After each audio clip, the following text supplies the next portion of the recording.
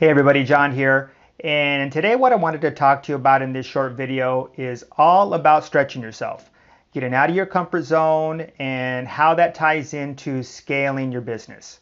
So scaling your business is all about getting experience under your belt with doing the bigger things which make the greatest impact on your overall reach and revenue.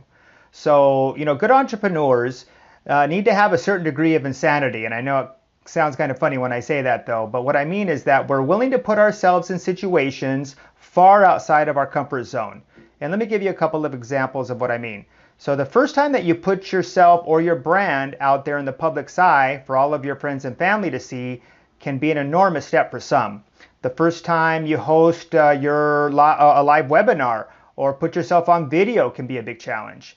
The first time that you host your own live event or create a product from scratch can make people terrified.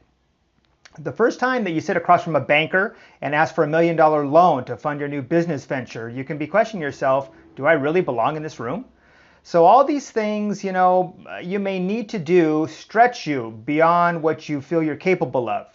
And the absence of fear is not what matters here. It's whether you're willing to put yourself, at least temporarily, in an uncomfortable situation where you're really tested in order to get the things that you really want. So, entrepreneurs who think and act like this obtain the experience the fastest. They make the most mistakes along the way, and they risk the most. And they fail over and over again.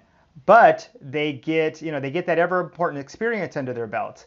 And that's why they're the ones that accomplish, the biggest things in the shortest amount of time. So if you're not doing something each and every day that gets your heart pounding, then you're probably not pushing yourself hard enough. So that's what I got for you today. Hopefully you get some value out of this, and I'll talk to you in the next video.